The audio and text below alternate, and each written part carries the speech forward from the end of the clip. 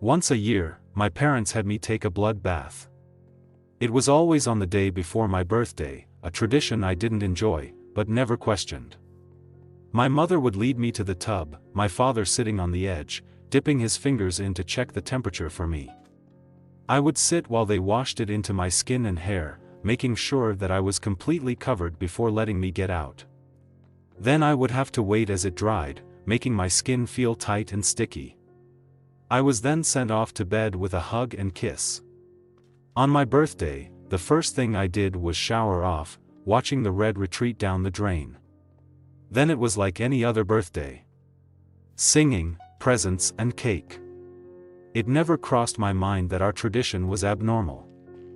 I was excited for my 10th birthday. The prospect of having 2 digits to my age was exhilarating to me. I'd been homeschooled my whole life, but had plenty of friends in my neighborhood to invite to my party. I was asking my friend, Jimmy, if he was going to be able to come when I caught a glimpse behind the veil. Man. I have to go visit my cousins on Saturday. But maybe I can play with you the day before? He had asked. I thought about it, but knew that my annual bath was due that day. Disappointed, I explained to him why that wouldn't work. Shucks, that's the day I have to take my bath, I told him. Okay, well maybe after that? No, I'll be all sticky. Plus all the blood gets on everything. I could tell by his expression that I had said something wrong.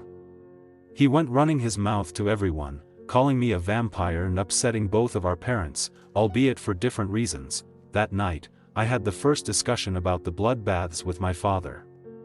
He sat me on the couch and got real serious. Now, Ben. Today will be the last time you ever talk about the baths you have to take, he stated sternly.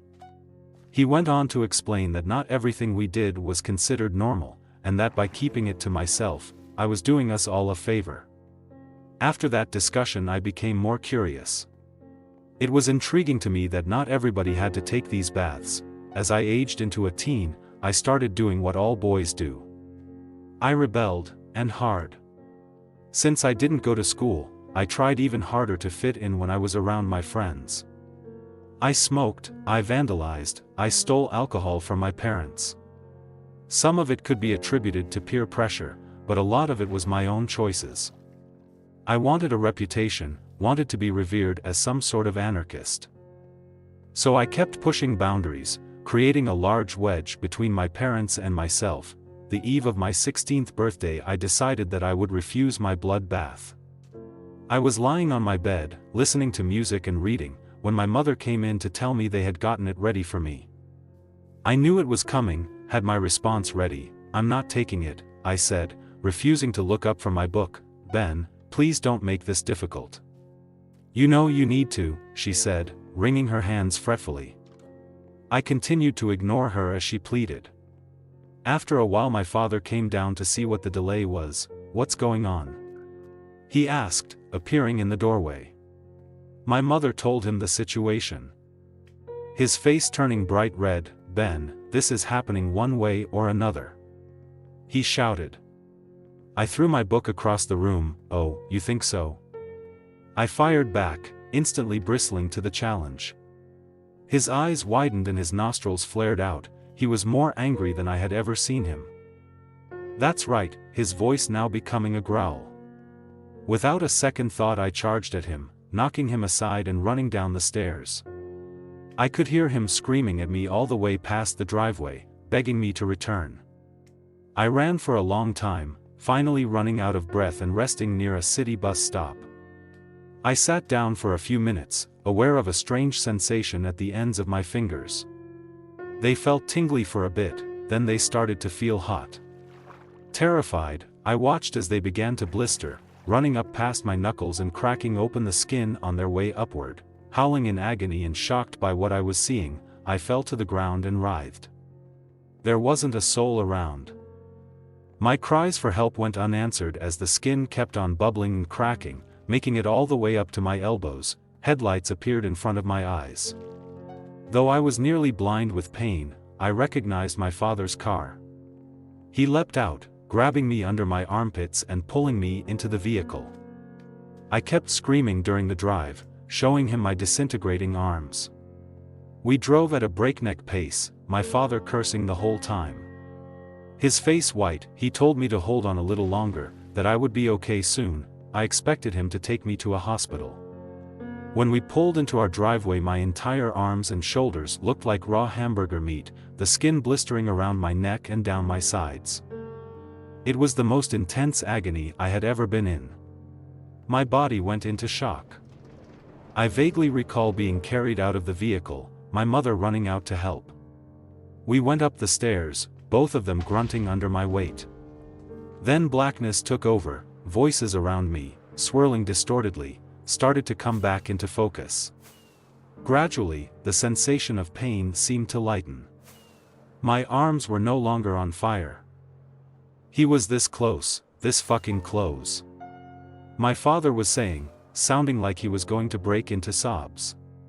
My mother hushed him, telling him he had done a great job, that he had saved me again. I could now feel that I was in a familiar substance. Warm, inviting, soothing to my blistered skin. The blood bath. When they noticed I was awake, they both broke down, telling me how worried they had been, how they could never live without me, that I was their entire world. Their hysterics got me going as well, realizing how awful I had been to them over the last year. They both held onto my hands as I let the blood saturate and heal my mangled skin. The next year I had learned my lesson. My father prepped the tub for me, giving me a half smile as I thanked him after he told me it was ready. I never asked why I had to take them, I never asked where the blood came from. It just seemed like something that we all knew was better off left alone, which brings me to this year. My father, who is now in his 60s, sat me down again. Ben, it's time you understand some things. He went on to explain that, late in my mother's pregnancy with me, she started having complications. She was on bed rest for a while, barely able to move. She delivered me 2 weeks before her due date, slightly underweight, but very sickly. He explained that he could do little for me but watch as doctors and nurses did their best to keep me alive throughout the next months. I felt helpless. I begged to trade places with you and take the suffering you were going through from you, he told me, reaching forward and taking my hands. There was this man, I had seen him at the hospital often. He saw what we were going through, our family. And he offered me something. Told me he knew a way to help keep you alive. I didn't want to hear it. I told him to leave me alone, but he persisted. Claimed he was an angel of sorts. As you got sicker and sicker, closer to death's door, he kept telling me he could help. I shook my head. This was a lot to take in, all new information to me. My father continued, tears spilling from his eyes as he went on, Ben, I was desperate. I loved you so much, I couldn't lose you. I gave in, asked him to help. I begged, told him whatever he had to do it. He smiled at me, told me he would save you. And just like that, you started to get better. I was shocked, the doctors even more so. We went home, you were healthy. It was a miracle. He wiped his eyes, leaned backward, trying to gather his thoughts, then looked at me. It was just before your first birthday when I saw the man again. It seemed like he had come out of thin air. He said the only way for you to stay alive was to give you your baths each year. I didn't believe him at first, but then we saw what was happening to you, to your skin. It was just like what happened when you were turning 16, only then it was much slower. He spoke shakily, so I did what I had to do. I spilled the blood. I filled the tub. And I have done it each year since. I'm sorry, son, I wish things had gone differently, he finished. I leaned forward and embraced him, having no words for the situation. We stayed like that for a while.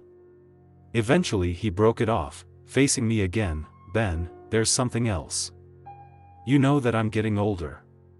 The time will come, maybe sooner than we think, that I won't be around anymore.